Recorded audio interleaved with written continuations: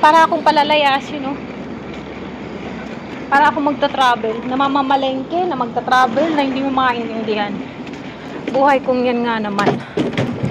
Kasi pupunta ako ngayon naman sa bahay nila mama, sa parents ng amo kong lalaki. Kasi doon daw sila magtatanghalian.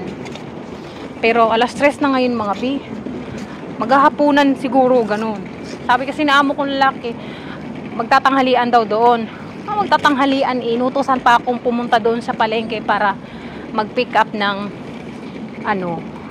nung gamit ng alaga ko. Something para sa higaan niya. So, kumain lang ako ng mga 5 minutes. Okay na. Kaya mga mi, kailangan talaga dito mabilisan. Ay, nako.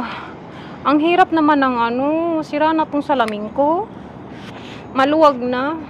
Ang hirap talaga pag flat ang ilong, walang makapitan yung aking salamin.